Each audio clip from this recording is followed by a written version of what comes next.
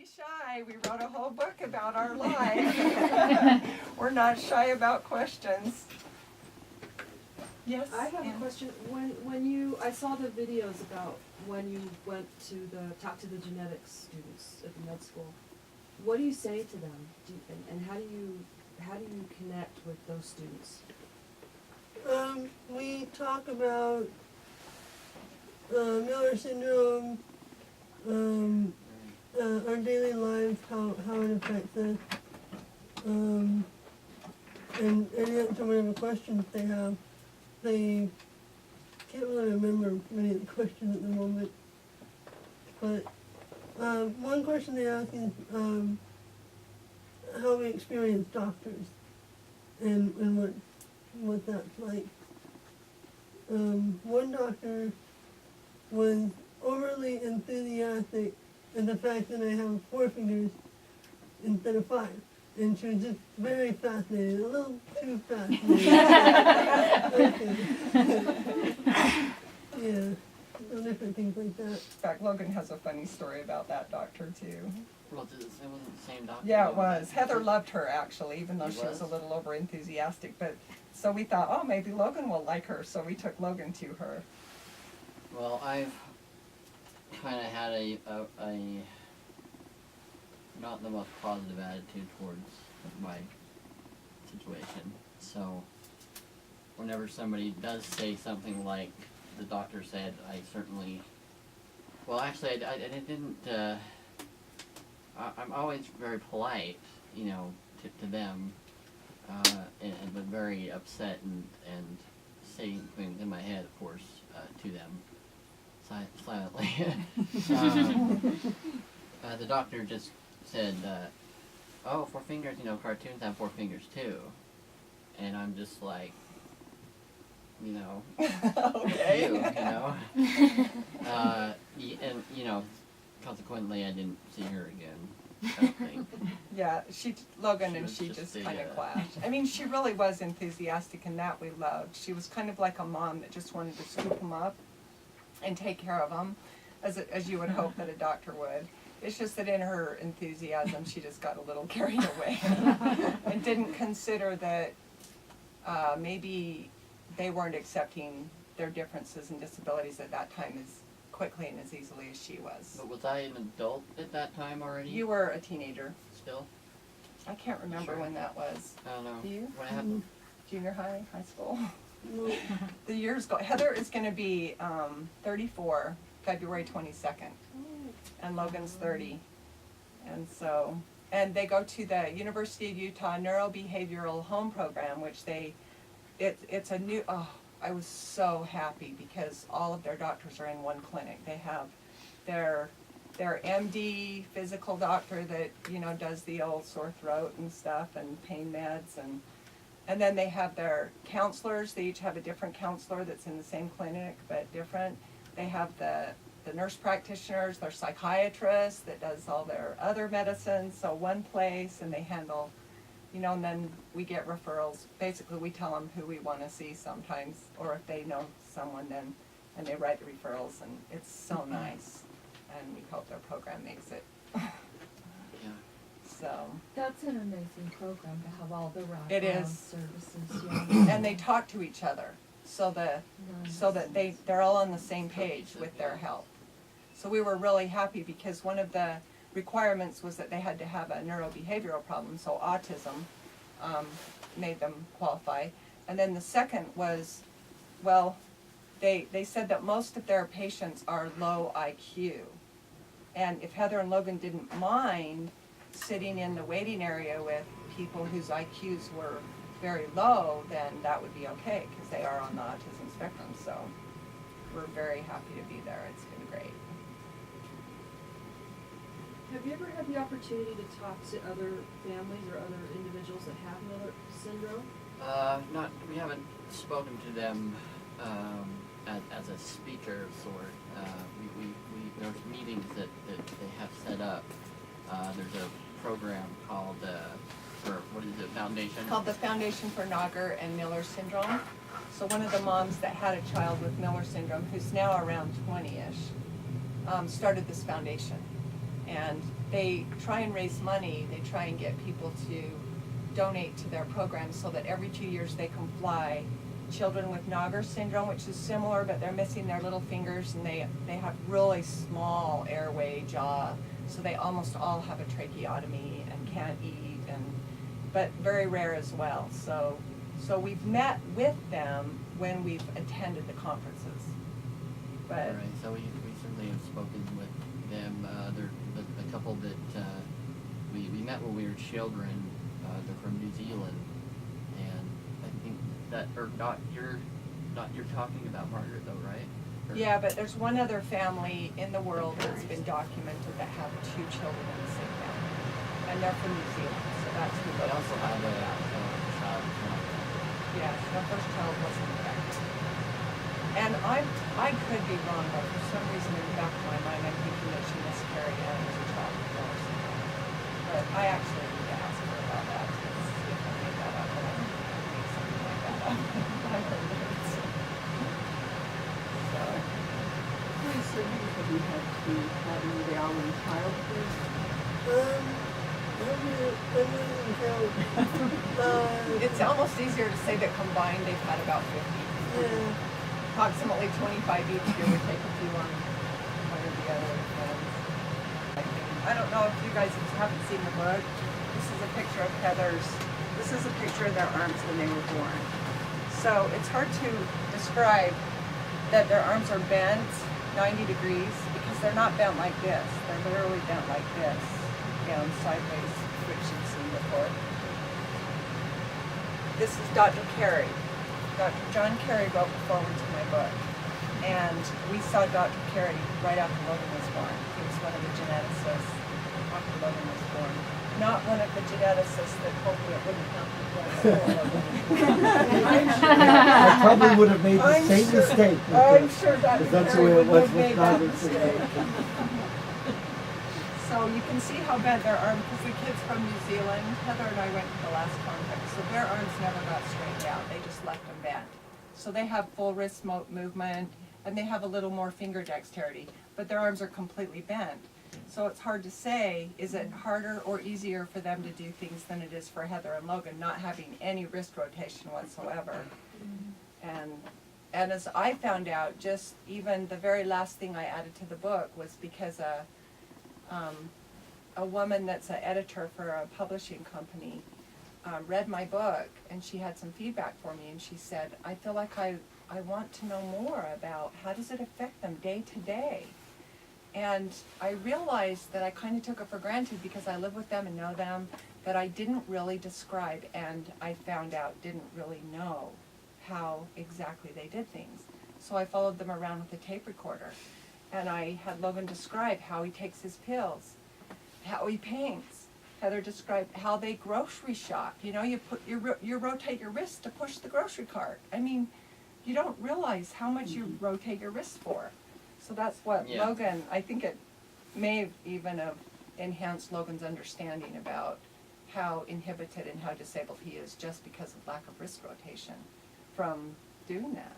Right. Yeah. Yeah. Yeah, next. Wait, another question is, how did you do so well in school, having missed so much school with being in the hospital and such? I did fine. I would just recover from surgery and being back in school and just make up.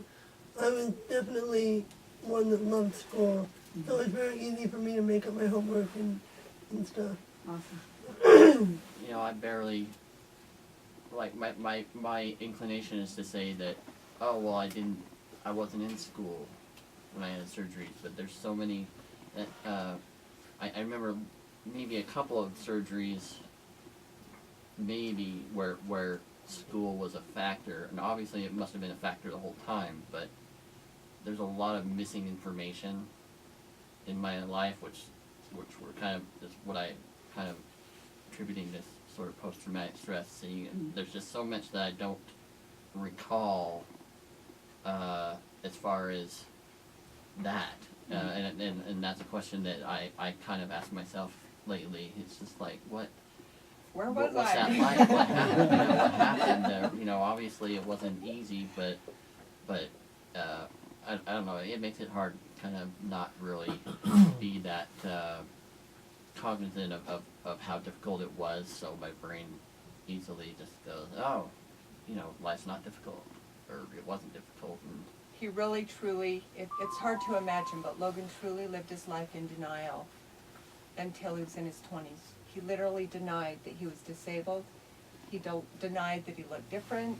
He denied all of it. And he lived his life as best he could as if he was normal. And we didn't know about the autism until just 5 years ago or 6 years ago for them. But Logan studied how people did everything, everything, how they moved, how they adjusted their belt, how they picked up their glass, and then he would copy them. So in his mind, he had decided he is normal, to the point where he didn't even see an arm that looked different picking up a glass of water, because he had convinced himself. So you can imagine, it's like if you or I got in a car accident, became disabled, became disfigured, and we suddenly had to learn to live with that. That's what Logan started going through in his 20s, because he could no longer smoke pot, and he could no longer drink alcohol to try and keep in denial, because he realized it was making his life a lot worse. So then, and it's been a continuation. I mean, the subtitle of the book is Accepting Life's Challenges, because if you accept them, it makes them easier. And Logan, he's had a really tough time because he was resisting accepting, and he's still working on that. yeah, it's more of an aspiration than a true statement at the moment. Well, I say, if you can't remember those junior high years, it's a blessing. Yeah, well, I certainly remember the bad parts, Yeah. some, you know, Yeah. teasing and stuff, but when it comes to the traumatic stuff, it's like, it didn't happen. It's very bizarre. So I don't want to forget to say another way that they made it through school, because I was a single mom, cutting hair in the basement, doing the surgeries. How was I going to help them with their homework? Because they're hearing impaired, they had a hearing specialist. They literally had a tutor from kindergarten till they graduated from high school. And she helped them with all their homework at school. And after you heard that recess story from Heather, they finally allowed Heather and Logan to stay in from recess and not go out. Plus they had their lung disease, Well, that so was they got the sick. reason why they finally let us stay in during winter, is because of the inversions and stuff like that. So they stayed in and they did their homework, and they met with Peggy. Did you meet with her during recess? No, we had it was like a Class. yeah, like In junior high and high they school, she actually had a take whole us out of class. So that was really nice. Was the lung disease is also a gene that they got from both of you, right? Yes. Mm-hmm. So my husband's a geneticist. We met on a blind date, not because of Heather and Logan, but because my sister happened to be dating his computer guy. And so he does statistics of both of my children getting basically all 4 genes, is 1 in 10 billion. And there's 7 billion people on the planet. Wow. The chance of them, I also am a carrier of cystic fibrosis. My nephew Brandon died of cystic fibrosis. I'm a carrier, they are a carrier. The chances of them both getting the CF gene to be the carrier as well is 1 in 100 billion. How far does space go? I mean, that's how hard it is to comprehend those statistics. I say them, but I can't fathom them either. How did the doctors figure it out? I mean, 30 years ago, how did they figure out that it was? Basically, they just take all the symptoms. So post-axial, we should have Dr. Carey up here. But that was how it was originally named. Yes. The reason it's named Miller is because Marvin Miller, with Dr. Feynman and Dr. Smith, wrote the paper that included you, Heather. And so after that happened, people said, well, that paper really defined post-axial macrofacial, so let's call this Miller syndrome. But it was, you know, at the time, there was Heather, the 2 other children in that paper, one from Seattle, one from I forget where, and then the 2 other cases that Debbie talked about before. So they knew that they all had the same pattern, but no one had a familial case yet to know until you know, Debbie with Logan Loving until Logan. the actual familial nature was figured out.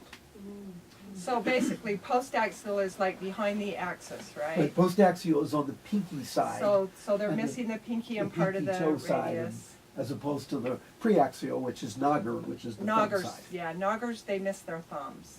So, and then acrofacial, facial obviously, but what's acro? I can't The remember acro that. means the end, so it was like, it's the end pieces, so Oh. facial plus the end of the fingers. You know, so Oh, it's and the end of the feet. Right, Okay. right, so it's, And dysostosis? that means abnormal That's bone. what it is. Okay. So literally in English, abnormal bone of the end and the face. Okay. So they just took when another child's born and they go, oh, they have this and this and this and this, and then they put them into a group, and then they name the syndrome of the group, and that's how these syndromes get named. So there's not actually only 30 cases in the world based on the statistics. Basically, if you take all the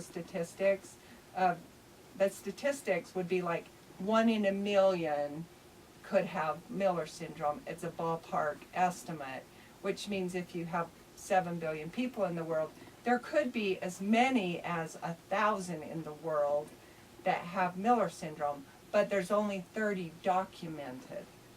And there's only one other family with 2 documented. So that's where we get the 30 in the world. That's why you add documented at the end. I always Yeah. add documented at the end. Yeah. Logan, another question. When, because you didn't really accept that you were different, did that make it easier to make friends? Well, I think had I not been in that state of denial, I wouldn't have had the friends that I've made at all. I don't think. I think I would have been a lot more in Heather's situation. You know, she had a couple of really best friends growing up here and there, usually not together. It's a sort of isolated incidents, right? Kind of. I just would had 2 friends in 6th grade. And then I didn't Well, have they any. seemed like they lasted for a long time. Yeah, I thought that way in 6th grade. Well, yeah, but again, because I mean, I don't want to say that you only had 2 friends. And then- She didn't have any friends. We didn't know she was autistic. Heather she has much more character autistic tendencies where she lives in a little bubble. And I really perceived that she was living in a bubble, and I didn't know what would happen when that bubble burst. When she was 18, and she discovered the internet and talking to people, and people think about other people, that's when her bubble burst. And when she had surgery, which changed her whole face, I probably should have put a before and after picture in the book.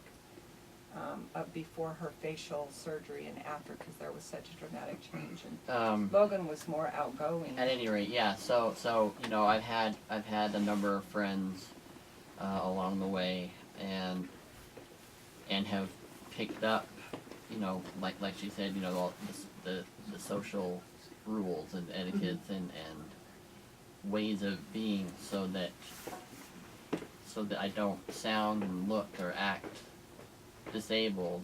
And I mean, it worked. It still works. It's still, as most people say that, they forget that I'm disabled, quite fast. And I don't know that it would be that way if I was doing everything as easily as I would naturally do it with my disabilities. So yeah, it's helped me a lot, but now I'm kind of paying the price of that, and kind of having to revert back to sort of the adolescent stage of knowing yourself and finding yourself. And I just kind of have a statement. I live in the neighborhood with Ann, and I came in the other day and I saw the cover of that book, and wow, I've got Oh, a, good. what is this? Then I read 8 Fingers and 8 Toes, and I'm like, well, that's not weird. That doesn't ever, I'm like, oh yeah. It took me back for a second. I'm like, oh yeah, most people don't have 8 fingers and 8 toes. But then I kind of just looked at the back, and I'm like, oh, this looks interesting. And then I went, I know these kids. I taught at Holiday Preschool and Kindergarten. I wasn't a teacher. I was actually the summer after my senior year in college. and you guys came. You weren't there at first when I was there, but then you came later in the summer, and I remember that. But I also sort of have a funny other angle. I live 4 houses around the corner from your dad growing up, and In Murray? I'm Okay. Diana, your Aunt Diana is a year Oh. older than me. So Oh, like okay. anyway, but I didn't know your Wow. Terry's family very well, but you know, the older brothers and sisters. So I sort of had this double angle. I'm like, I've got to read this book. So I picked up the book maybe, I don't know, Thursday, Yeah. Friday. And I read through the whole thing through the weekend. Oh, It was I so love hearing that. fascinating. I used just to be- love hearing I used to be an that. English teacher, so I do that's this. great. But it's so interesting. I thought that, you know, like with all the challenges, there's so many things. I was like, oh my gosh, how did she get through that? Or how did they do this? I don't know.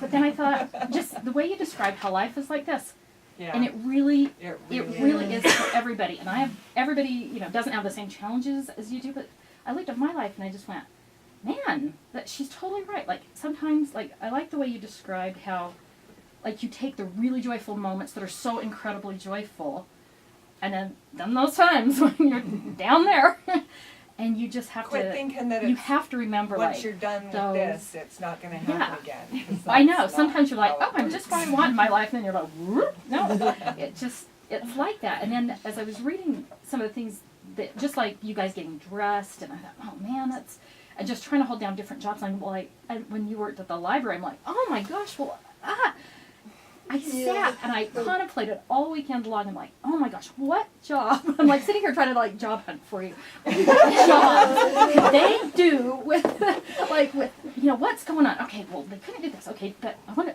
to, like, it just drove me nuts all weekend. I tried to think, like, okay, what can they do that doesn't require, you know, it was so funny because I just went through this whole thing, and I'm still thinking about it. So, and then, you know, I read about how, you know, and I love your writing, and your paintings are beautiful, and I just went, wow, they really, you know, in so many ways, I just admire your mom so much. Your life, you know, and you may not think this because you've lived your life. In a lot of ways, you have a very normal life, Right. and I think due to just your perseverance and your keeping your head on straight, and you know, Well, I and I'm think sure Mom's there were days phrase when you didn't that- feel like you had your head on straight, but I Driving just was. force. I'm really Well, impressed with your sometimes I was mom in the and toilet, how literally. you know, you just sort of, yeah, really, it's like, you know, it's like, okay, let's get through another day. And I remember my children, you know, don't really have any health problems. My son has asthma, but it's just like, I remember bringing my daughter, I have a daughter and a son that are close to your same age and distance, and I remember bringing my daughter home, and I'm like, oh my gosh, what? I went, oh, I only have to do this a day at a time. It took, like, I literally, 18 years just, and I went, oh, I don't have to do 18 years all at once. I just do it like an hour. And I, you know, and just seeing this. So even with all the challenges, I did see that. I'm like, well, gosh, they have social lives and they're, you know, they are independent. And I really, really like that your mom encouraged your independence, because I think that was just so crucial. I'm It really just- grateful I didn't know they were Man. autistic. Yeah. Yeah. I That would don't put know something else on the how- line. How much I would have, especially for Heather driving, for those of you that haven't Yeah. read the book, she was terrified of driving. She did not want to drive. And I just had to sit her down and say, look, it's either the bus, drive, or stay home. Well, Heather, if it's any consolation, I didn't get my driver's license till I was 18 because I didn't feel like I was prepared. I thought, what if I get in an accident? Or what if... Yeah, I just didn't feel responsible enough. And I know, I'm like, I was probably the most responsible of all my other crazy friend drivers, or, you know, I'm doing this now. But, Yeah. so, I can totally relate to, it's like, total fear of driving. It's like, oh my gosh, I'm operating this piece of machinery, I'm going fast. And that kind of thing. So, so in some ways I saw, wow, the challenges are so great. In other words, I'm like, oh, they're totally normal. You know, I mean, Yeah. and I think that's, You know, I You know, seriously kind of thought a about, I good would have thing. talked to Logan before I did this, but the story, there's a story in the book, for those of you that haven't read the book yet. Logan got a DUI. And that's not funny, and that wasn't funny, and it wasn't funny to him, No. but what was funny was that he always wondered if a police officer would treat him normally. And so the police officer, had to Did. handcuff him. He did. So he went to handcuff Logan, and Logan's arms were too short to handcuff behind his back, which isn't funny, but it is funny, you know, it's dark humor. So the police officer had used 2 sets of handcuffs. in order, and then of course he gets in there and he has to get fingerprinted, and his fingers don't straighten That out, was so he's fun humiliated. Part of, I mean, not fun, but funny. You know, it's a few hours after you're booked in, and the machine's all digital. You know, they don't do the ink and all that crap, so it's all digital, and so they do your thumb and your fingers, and it goes automatically to the spots on the screen. So when it comes to my next hand's thumb, it kept wanting to put that thumb on the pinky of the I heard that part of the story. She's just like, you know, it took her a little while. She had to get somebody else to kind of come in and set it so that I don't even know. I don't remember if what they ended up having to do for that, unless it just allowed them to Skip it. I guess.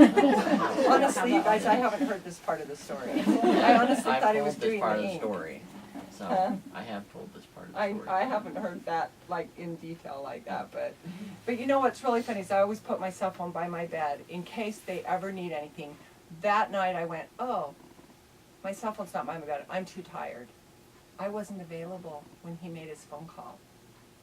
He had to stay at jail. Well, no, I had to. Yeah. Well, through the booking, then they just spit you out at the end. I mean, if you don't have any money, you're on your feet. That's it. That's all you have. That's where I learned how to take cabs. I had some cash, so I walked a few blocks to a gas station and called a cab and got home and shut my door and was like. One of those normal childhood, you know. Yeah, getting that was through it. crazy. So thank you so much for being here. It's so much